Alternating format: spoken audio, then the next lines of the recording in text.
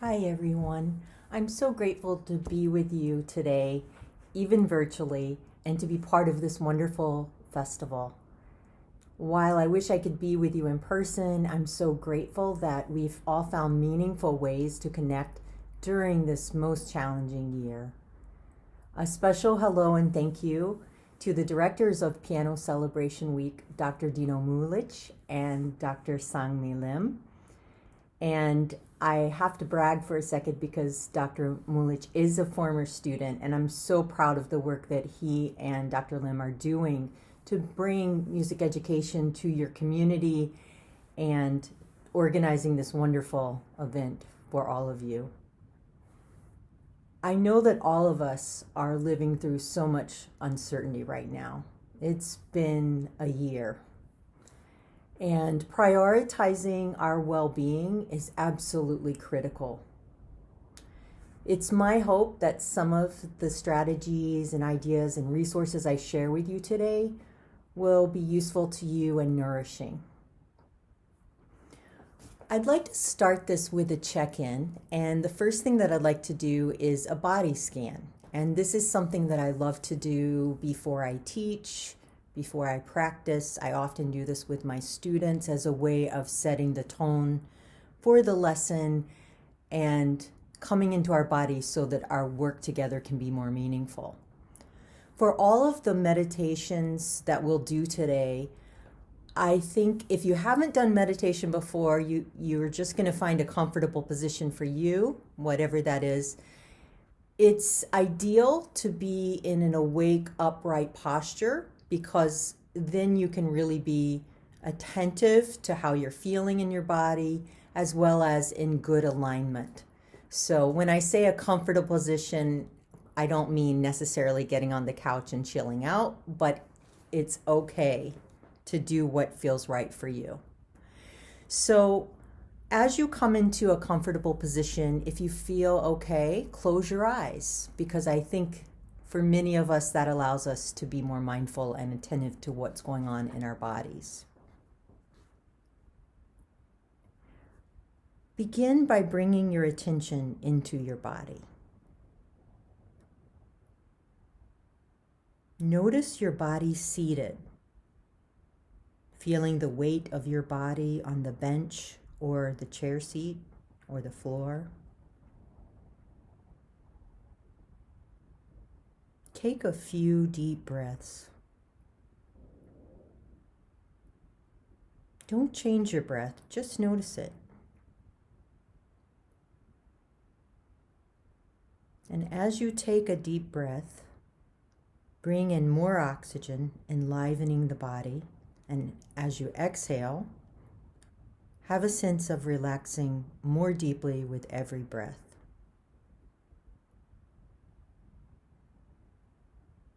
You might begin by noticing the sensations of your feet touching the floor.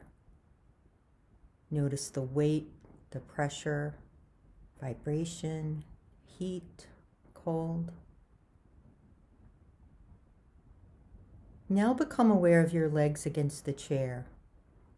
Notice any pressure, pulsing, heaviness, lightness.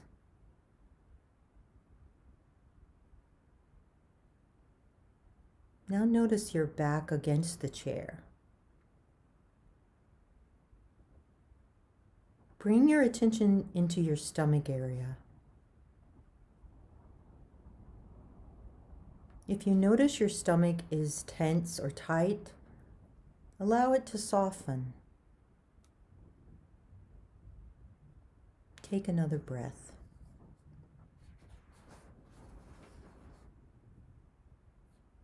Notice your hands. Are your hands tense or tight? Allow them to soften and release.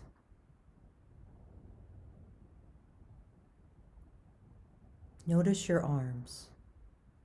Feel any sensation there. Now let your shoulders be soft. Many of us hold tension here. Now bring your attention to your neck and your throat. Allow those areas to soften and relax.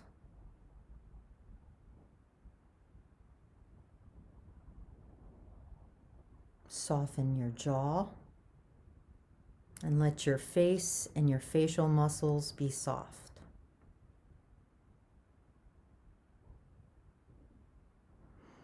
Bring your attention now to your brow. Soften it.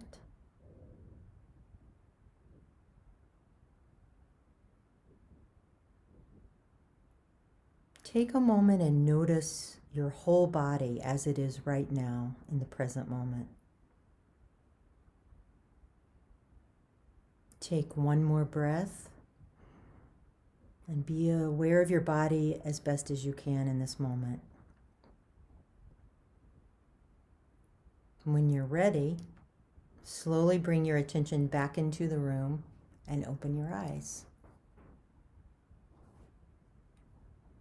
I want you to take a moment and just notice how that felt for you. If you are somebody who routinely practices contemplative practices like Tai Chi or yoga, mindfulness meditation, other kinds of practices, this probably was quite familiar to you. If it's not familiar, you might, as we go through some of these exercises, notice if there are things that are releasing in your body or things that discomfort that you may not have even have been aware of. So I just invite you to pay attention as we move through today's exercises.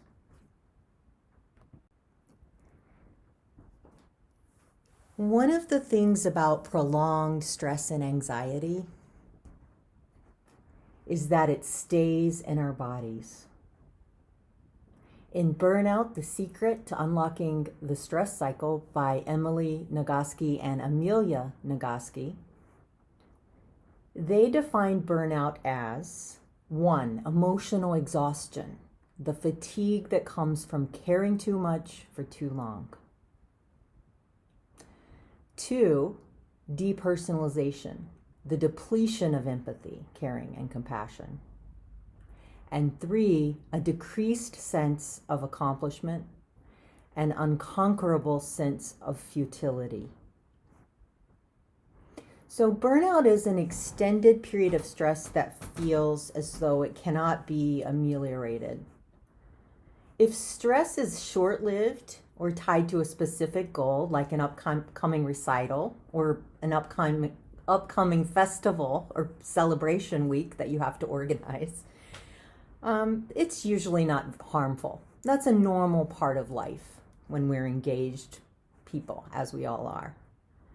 But if the stress feels never-ending and comes with feelings of emptiness, apathy, and hopelessness, or a sense of detachment, it may be indicative of burnout.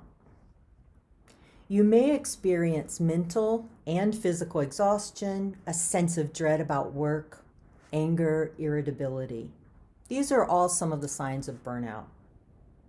Those of us in the helping professions, teachers, caregivers, I think of our frontline healthcare workers, are all especially vulnerable.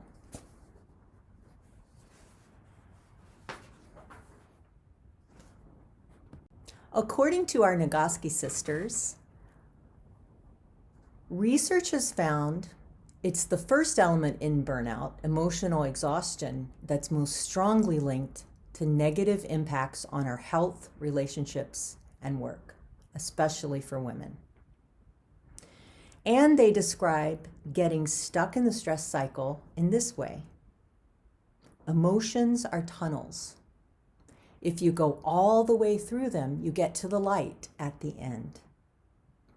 Exhaustion happens when we get stuck in an emotion. It's pretty easy to understand why we might be at a higher risk for burnout right now. COVID has been here for over a year now, and mental health issues related to our lockdown and the pandemic are especially hard for people with depression and other mental health issues. According to the National Alliance on Mental Health, the relapse and overdose rate in the U.S. has increased by 30% since March 2020. Last fall, I attended our annual UW-Madison Diversity Forum, and Austin Channing Brown, author of I'm Still Here, Black Dignity in a World Made for Whiteness, was the keynote speaker. And I was really blown away by something that she said about practicing joy. While she was particularly addressing our Black, Indigenous, and people of color communities who are especially vulnerable to battle fatigue and burnout, from emotional exhaustion, from navigating difficult spaces, it's really good advice for all of us. And I'm going to quote her here. I need you to practice joy. I need you to have places where you feel safe. I need you to rest. Where do you rest? Who supports you in your rest? Because if all you ever do is fight, you are absolutely going to burn out. All the work doesn't rest on you. You get to take a break. If the work of creating access and justice revolves only around you, I need you to work on building a coalition and building community so that you are not fighting alone. I love the emphasis Austin Channing Brown puts on building community and coalitions. We really need support in our efforts and in the antidote to burnout and emotional exhaustion. So what can we do to complete the stress cycle that the Nagoski sisters talked about and get unstuck? Here are some of the ways that they advocate, as well as some of my own ideas. The first one seems really obvious, but it's so important. Move. Take a run, dance it out. Get your body moving, ideally for 20 to 60 minutes per day. Even standing up and tensing every muscle in your body for 60 seconds and releasing it, the tension, can bring you back into your body and make you aware of anything you might be holding. You might even do that while I'm talking. Shake it out, inhale, and let it go. Physical movement and exercise bring you back into the present moment, back into your body. It's very centering and grounding. And any form of movement or physical exercise can serve as a reset and a reboot. Having a tough day? Take a walk. I'm sure you're all familiar with Brahms, who talked about his constitutional walk every afternoon and that he wouldn't be able to compose and be creative without that walk. He was really on to something. I like to do walking meditation sometimes, where I'm just taking in everything around me, from the bird song, feeling my feet in contact with the earth, and listening to the sounds all around me. You'll see the photo of Heiligenstadt. I was in Vienna last year before the pandemic, grateful and missing travel, like many of you. And this sacred place where Beethoven reconnected with nature as a healing part of his life's journey when he was going through some of the most difficult times in his life. Breathe. You're going to hear me talk about breathing quite a bit today because it sounds so simple, but just like in great music making, it is the core of what makes things work. A recent study out of Northwestern University has found evidence to show that there is actually a direct link between nasal breathing and our cognitive functions. These findings show a system where our in-breath is like a remote control for our brains, optimizing brain function. Slow, steady breathing activates the calming part of our nervous system, the parasympathetic, and slows our heart rate, reducing feelings of anxiety and stress. Do some conscious breathing to and from your car. Breathe slowly and deeply at red lights. Notice how good it feels to take even one conscious breath. Activate the vagus nerve, which interfaces with the parasympathetic nervous system, helping to regulate our heart rate, blood pressure, digestion, and even helping to shut down the fight or flight response in the body is really important for musicians to tap into. We can do that simply by taking deep breaths like we were taught in playing for singers lessons, or if you're a singer yourself or a wind player, you know this well. You have to really be in contact with the belly and the diaphragm. Sometimes it's helpful to put your hand on your belly so you can feel that interaction. Vagus nerve stimulation occurs when the breath is slowed from our typical 10 to 14 breaths per minute to about 5 per minute. Let's do this together. We're going to inhale through the nose to a count of 5, briefly hold it, and then exhale slowly through the mouth to a count of 10. So I'll do it together. We'll do a few of these. So inhale for 5 through the nose. Hold it. And exhale slowly through the mouth.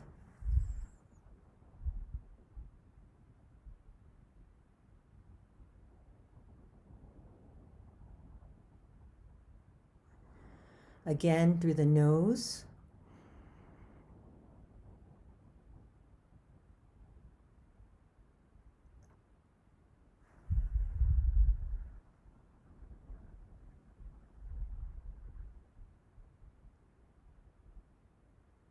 And one more.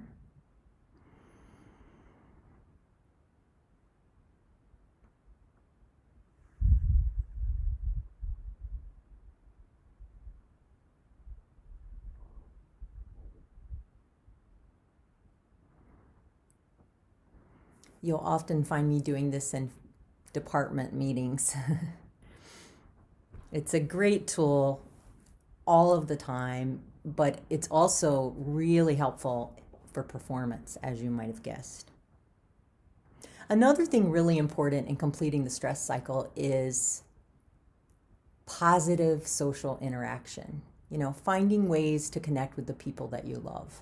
And in a pandemic, of course, this is really challenging, and we're all having to be very intentional about reaching out to people, whether it is through Zoom or some other platform, FaceTime, or simply taking a walk in close proximity if you're fortunate enough to be in a nice climate. Laughing is an incredible way to release energy and complete the stress cycle. And I'm talking about the deep belly kind. I'm fortunate to have several friends and a sister that can induce this kind of belly laugh that releases feel-good chemicals like oxytocin. Creative expression is something that, of course, we're lucky as artists that we have this great way to be self-expressive. And if music making doesn't create a sense of release for you on a particular day, then paint, draw, cook, garden, make something, even if it's not very good. It's a great way to break the stress cycle. I think I forgot to mention that all of the resources that I'm talking about today are on a PDF that is uploaded to the Piano Celebration website. So no need to be copying those down now. You can simply refer to them on that handout. You'll see a picture here that my friend Joe Morgan drew when we were talking about what are the things that you do to take care of yourself. And this was her COVID survival kit, and many of the things we talked about. Spending time in nature, reading. She loves to paint and draw and write poetry, and connecting with friends, and chocolate, I think, is on there, as well as interaction with her puppy. All of those things are wonderful examples. And for each of us, that's very personal, what gives you that sense of release.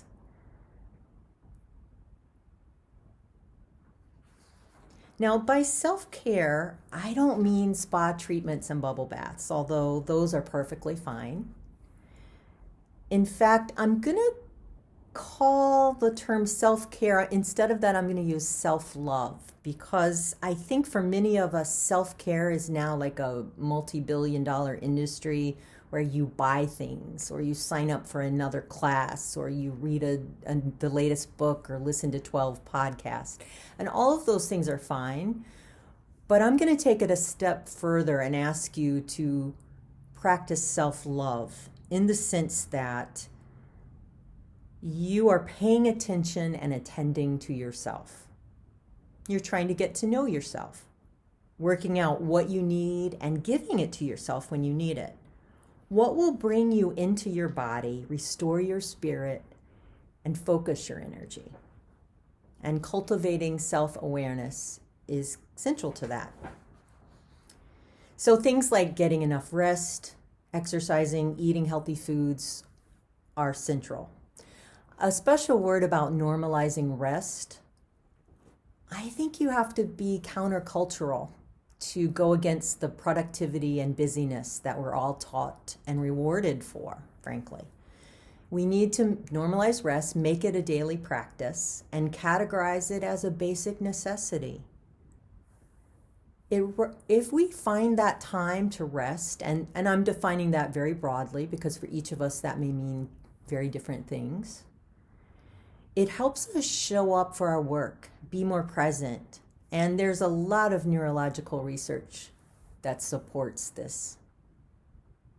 Self-love is also about spending time doing things that bring you joy and practicing joy, as Austin Channing Brown put it. Spending time with friends and family, reading a book, taking a walk, napping or resting. Try to make time for these things consistently, especially when you're feeling really busy and overwhelmed. It's also so important to prioritize our time. Musicians are so notorious for going all the time, and I think in part it's because we love what we do so much that sometimes those boundaries are blurred.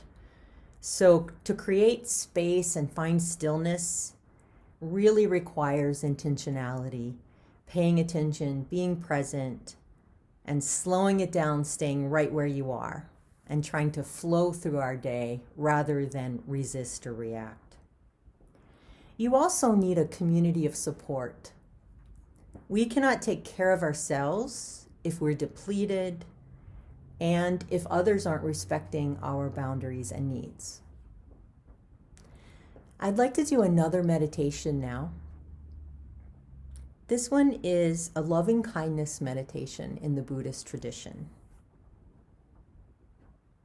So find a comfortable position with your eyes closed if you feel comfortable. Think about someone who makes you smile. A friend, a family member, a teacher, a beloved pet. Silently repeat the following phrases for this living being. May you be happy. May you feel loved. May you be safe. May you begin to accept yourself just as you are.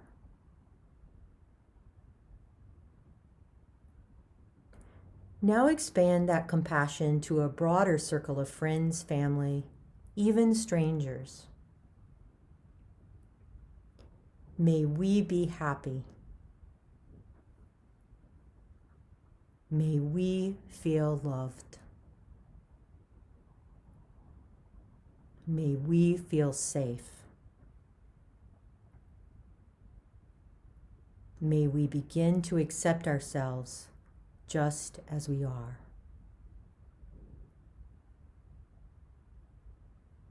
Now I want you to replace the image of others with that of yourself as you are today, right now. If you're comfortable, you might place your hand on your heart. Very slowly and silently repeat these phrases. May I be happy. May I feel loved.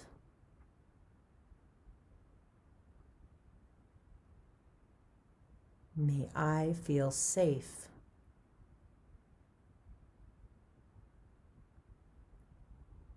May I begin to accept myself just as I am. And with a nice deep breath, bring your attention back into the room. That's one of my favorite meditations. According to neuroscientist Daniel Levitan, author of The Organized Mind, Thinking Straight in the Age of Information Overload, our brains are, and I quote, assaulted with facts, pseudo-facts, news feeds, and jibber-jabber coming from all directions, end quote. And this information overload can lead to being very overwhelmed, and it places too many demands on the processing capacity of our conscious mind. If we want to be more present, creative, and have more energy, we should avoid multitasking and instead immerse ourselves in a task for sustained periods of time, 30 to 50 minutes. I'm sure you're all familiar with practicing the piano when you go into a flow state, as Csikszentmihalyi talked about, where after about 25 minutes you forget what day it is and you're completely immersed. You can't do that if you're getting text on your phone, if somebody's trying to talk to you at the same time. You have to really be mindful and present. It's also really important to allow time for daydreaming. I think that's what Brahms was up to on his daily walks, particularly in nature. But the time to just let your mind wander, it uses a different part of our processing system. And that's where many of our eureka moments come from that help us be more creative and problem solve. And of course, I'm going to reiterate the need for rest. When we talk about burnout, striving for balance is a term that comes up. I personally use the word equanimity, which is a mental calmness and evenness of temper, even in really difficult situations. It's an accepting of things as they are right now. And this shouldn't be confused with indifference or resignation. Rather, equanimity is a state of centeredness that allows us to see and accept things as they are. And it offers a kind of clarity that makes future action possible. That's intentional. So how do we cultivate greater equanimity in our lives? Yoga, Tai Chi, all of these things are great. Gardening, cooking, the things I've already referred to. One of my favorite ways to come back into my body is through a mindfulness meditation that focuses on grounding through awareness of the senses. So please join me in another meditation exercise. So go ahead and settle yourselves in a comfortable position. And if you're comfortable, close your eyes so you don't have the visual distraction of your screen. Let's start by noticing the breath. You're not really doing anything to change your breathing. You're just putting your attention and focus on your breath. Notice your natural inhale, then your exhale. As your breath enters and leaves your body.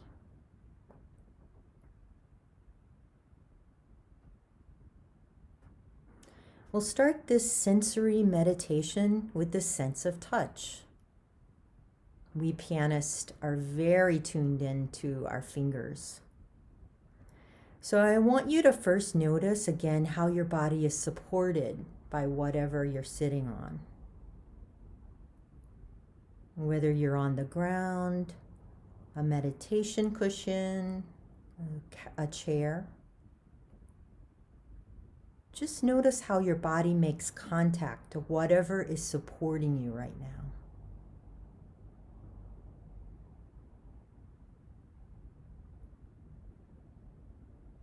Next, I'm going to have you bring your awareness to your feet and how your feet are making contact with the ground.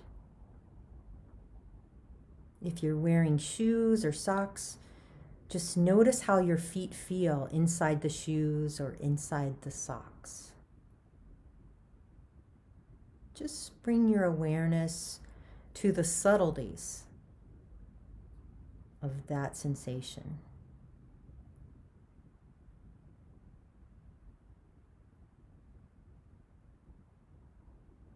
Now I want you to bring your awareness to your clothing and just become aware of how your clothing is resting on your body. You might even take your hand and rub it across your pants or your shirt just to notice how it feels. Notice the texture.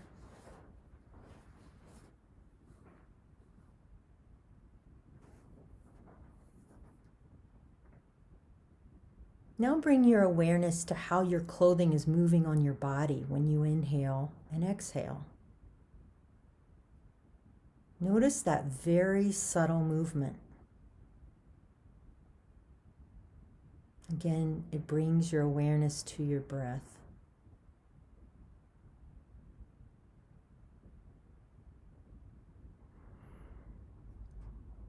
Next, I want you to bring your awareness to the sense of sound. We musicians are really good at this, and sound can serve as a wonderful anchor for us.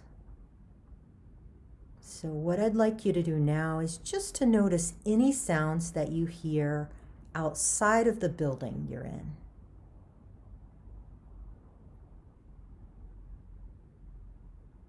Right now I'm hearing cars drive past my house.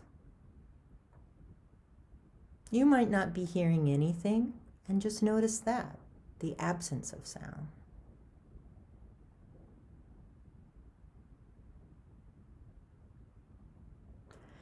Now I want you to bring your awareness to inside the room you're in and notice whatever sounds might be present. It might be a conversation in a neighboring room, the sound of the heating or air conditioning system. Just notice what's going on around you, what sounds.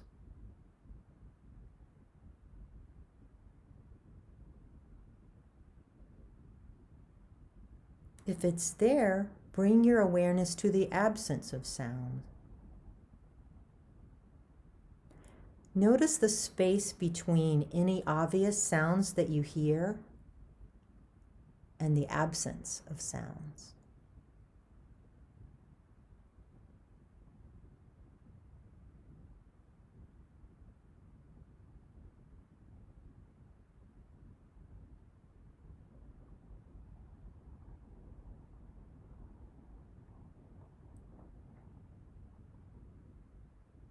Next, I'd like you to bring your awareness to your sense of smell.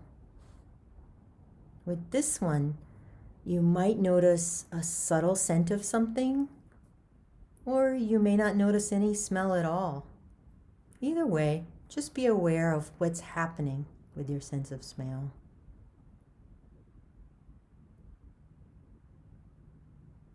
Another grounding tool you can use is allowing yourself to smell things that are nice to you, like lavender or vanilla or coconut, and intentionally bringing that scent into your environment to really notice it. For many of us, our morning coffee ritual, that's part of it, is smelling it and being grateful for it. Now bring your awareness to the sense of taste, and similar to smell, it might be that you notice a sense of taste, or it might be that there's an absence of anything. Just bring your awareness there.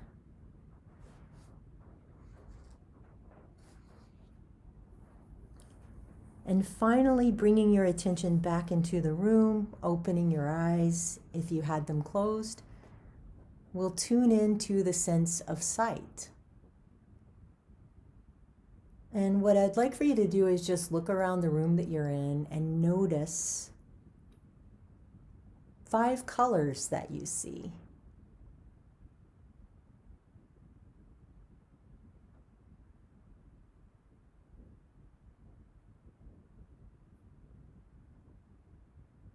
Now I want you to identify 3 different surfaces, different textures that you see in the room you're in. Could be the flat and smooth wall,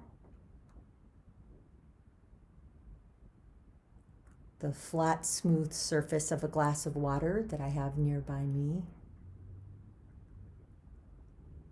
the texture of the carpet,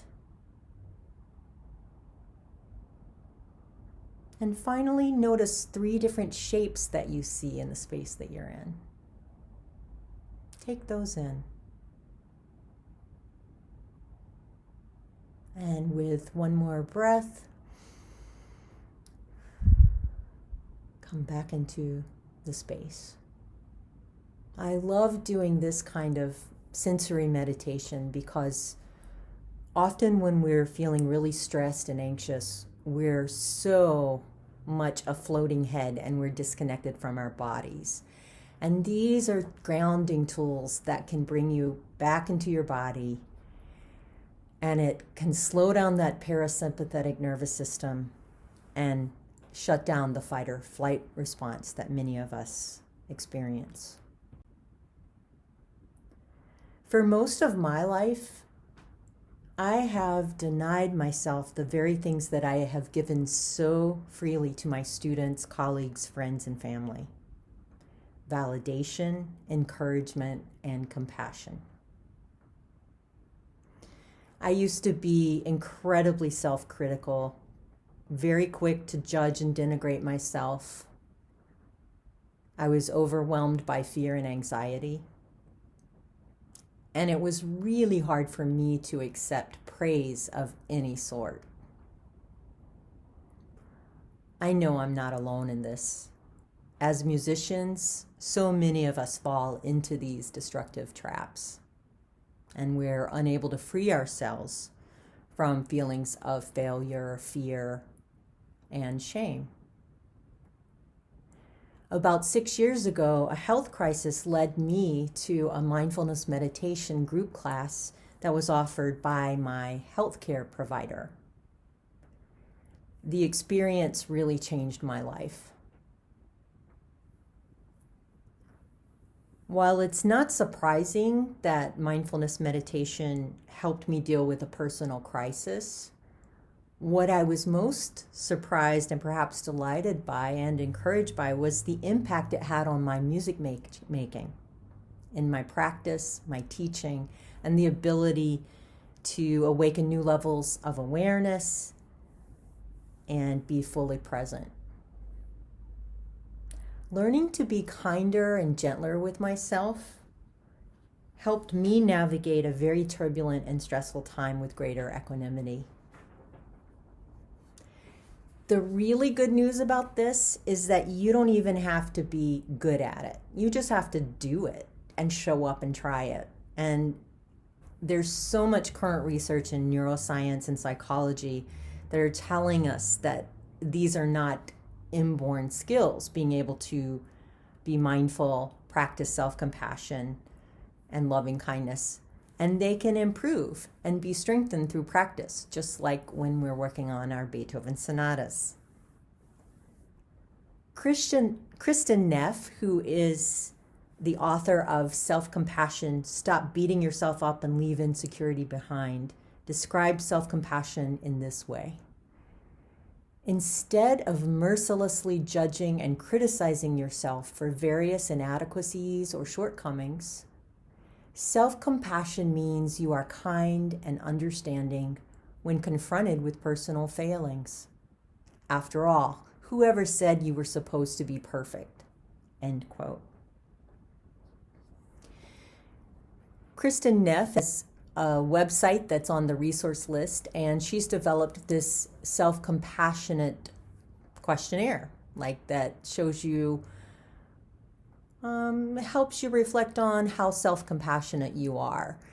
And I just put an example of that on the slide. I encourage you to go to the website and take this test. When I did it, I had been practicing mindfulness meditation and self-compassion for about 2 years. For some reason, I didn't get to this until I had been doing it, and I would have really have liked to compare it to the before I started that practice, because I think it would have been dramatic, the results in levels of compassion that I use. When we think about self-reliance, productivity and success, it's so built into so many things that we do as musicians, as teachers. I think about prestigious competitions that either we participated in, our students are preparing for, the drive to succeed and accomplish, try to get that first prize. But here's the thing. We are all bound to have a bad day. Whether it's a memory slip, a bad performance, a bad teaching day. Music making is ephemeral. If the results are the sole way that we measure our worth, then we are vulnerable to experience what Tara Brach refers to as the trance of unworthiness. Getting stuck in a perfectionistic ideal can inhibit our growth. And it's really important to recognize that we're all human, we all make mistakes, and that is indeed part of the shared human condition. One of the central principles that Christi Neff defines in her book is that self-compassion is not self-esteem. I'm going to say that again. Self-compassion is not the same thing as self-esteem. This is a really freeing principle.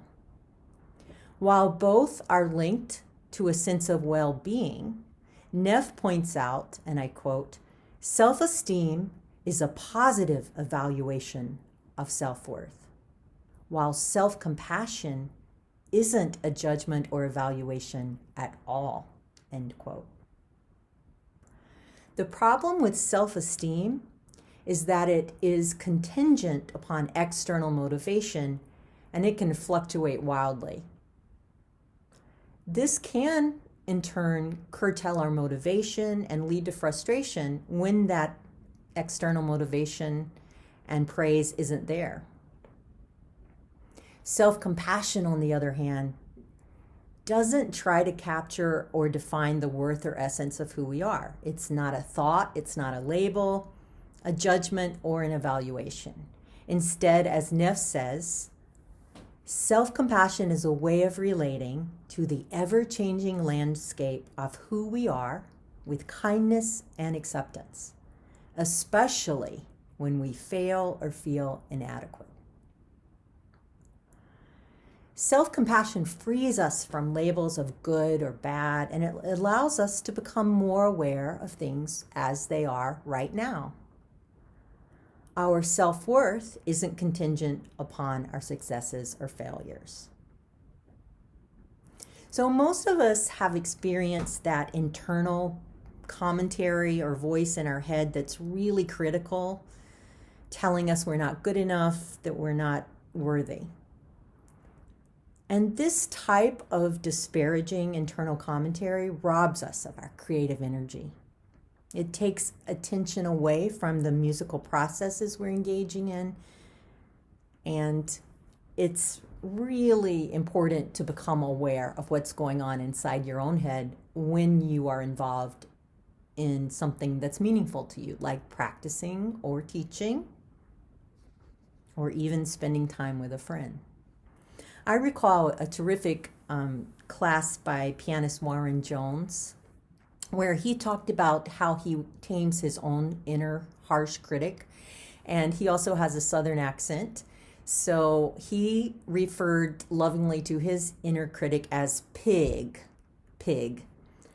And he said that when Pig shows up, I tell him to get back in the pen. So along with his humor and playfulness, Jones is on to something here. We do not have to condone self-denigration, relentlessly shaming ourselves. The first step is simply noticing the judgment and becoming aware of it. Like, there you are. I often say to myself, hello, old friend, when that voice shows up. And some of my students have found creative names for their own inner voices, and that's been fun to share. Self-criticism can trigger a fight or flight response in the body. It unleashes cortisol and adrenaline, increases our blood pressure. It helps us prepare for a threat. And while peak performance does necessitate an optimal amount of anxiety, many of us trigger stress responses in the body that exceed healthy limits. Extreme performance anxiety can derail a performance, and it leaves us unable to respond in the moment. Self-compassion, on the other hand, can actually release feel-good hormones like oxytocin. Our brains really don't know the difference between a real event and a thought. Our thoughts are incredibly powerful. If you have negative self-talk with yourself every day, your brain's neural pathways will genuinely change and mold to this way of thinking. Your subconscious mind will believe the things that you tell it. The good news is the brain is malleable, and we can learn to respond with self-compassion. The three elements of self-compassion as defined by Kristen Neff: self-kindness rather than self-judgment, common humanity versus isolation, and mindfulness over identification. The first one, self-kindness versus self-judgment, is the act of being gentle and kind with ourselves. I often think about this is the way that I usually respond to my students. I really do not value shaming my students or making them feel lesser. The first principle in my own personal teaching philosophy is first do no harm. So if I can treat myself as I would my beloved students, I'm halfway there. So imagine a practice session where instead of saying, "You're such a loser, you can't even play this passage without working on it for 2 years," what if instead you said something like, "I'm sorry that you're struggling with this passage. It's really hard. It's easy to understand why it's so challenging." It's really important to notice that neither statement denied the difficulty or the inherent struggle. But the latter acknowledges pain with self-kindness, and it promotes healing and actually a deeper understanding of the problem. It might allow you to probe a little bit further and discover that the reason that the passage kept eluding you is because you had an awkward fingering or a physical gesture that didn't match your musical intent. You can then respond with real curiosity and discover how to solve the problem with gentle, honest feedback. You might even come to realize that even the greatest artists have likely struggled with the very same passage. Neff encourages us to notice when we're being self-critical, paying close attention to the actual thoughts, word choice, emotions that we're associating with the process. For example, "You sound awful. You'll never be able to play this." And she urges us to actually soften the critical voice with compassion without judgment. For example, "This is frustrating. It seems to be taking a long time to get this passage." And then finally to reframe the dialogue with a kinder, gentler, more positive way. Like, "I know that you feel bad, but I also know that you can figure this out. take a deep breath, and let's dive in. The second element of self-compassion is common humanity versus isolation.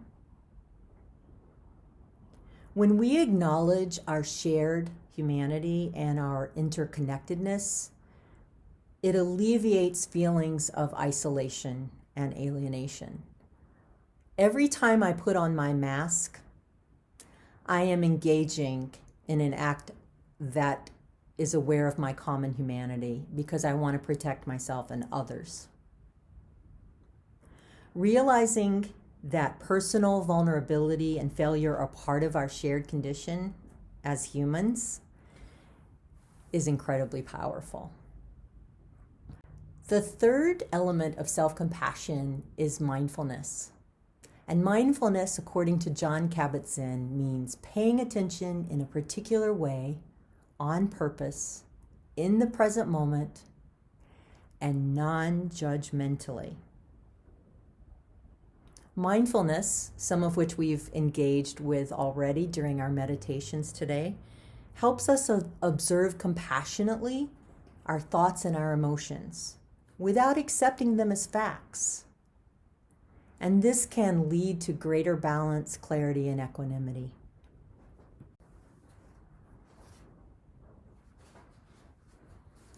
I'd like to do another meditation, and this one is particularly relevant to the difficulties we've all been experiencing. You'll notice I'm already putting my hand on my heart, which I like to do when I do this meditation. This one is called Soften, Soothe, and Allow, and it's adapted from Christopher Germer and Kristen Neff. So again, find a comfortable position. Close your eyes if that's comfortable. And let's start by taking 3 relaxing breaths.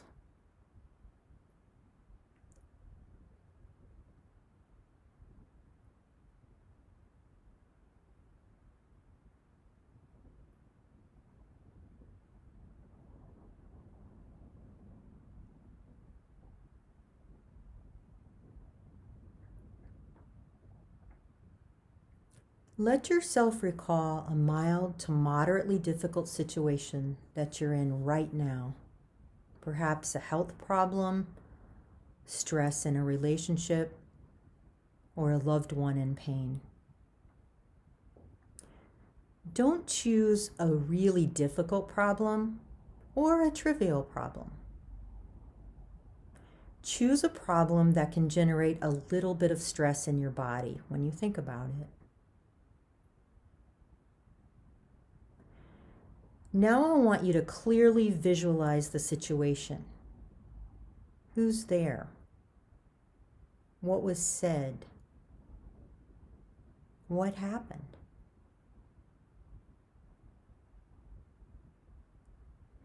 Now see if you can name the strongest emotion, a difficult emotion, that's associated with this situation. It might be anger, sadness, grief, fear, longing, despair. Repeat the name of the emotion to yourself in a gentle, understanding voice, as if you were validating a friend. That's longing. That's grief.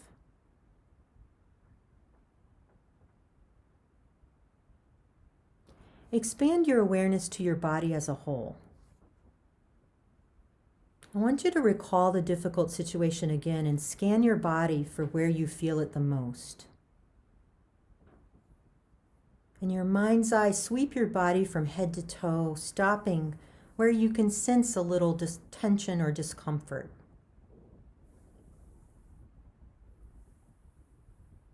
Now I want you to choose a single location in your body where the feeling expresses itself most strongly. Perhaps as a point of muscle tension, an achy feeling, kind of like a heartache. in your mind, incline gently toward that spot.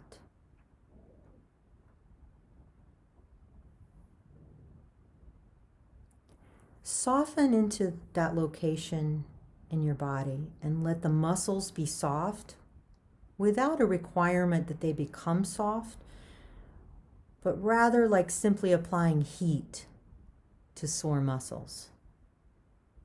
You can say soft, soft, soft, quietly to yourself to enhance this experience. Remember that you're not trying to make the sensation go away. You're just being with it with loving awareness.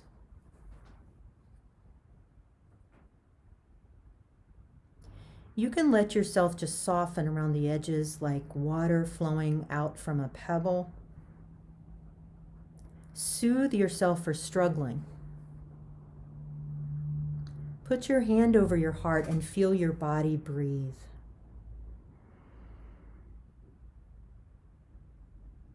Perhaps some kind words arise in your mind like, "I'm so sorry it's so hard for you right now." You might try directing kindness to the part of your body that is under stress by placing your hand there. It might help to think of your body as if it were the body of a beloved child. You can say kind words to yourself or just repeat, soothe, soothe, soothe. And this is the really hard part. Just allow the discomfort to be there. Abandon the wish for the feeling to disappear. Let it come and go like a guest. You can repeat, allow, allow, allow. Soften, soothe, and allow. If you start to experience too much discomfort with an emotion, just go back to your breath and let it rise and fall in its natural rhythm. When you're ready, slowly open your eyes and let your attention move out into the world. I'd like to close with a few ideas for self-compassion while doing our work. Respond to challenges as you would with a close friend. Breathe, stay in the moment. Tune into your senses. Keep a practice journal. Record yourself and be constructive like a teacher.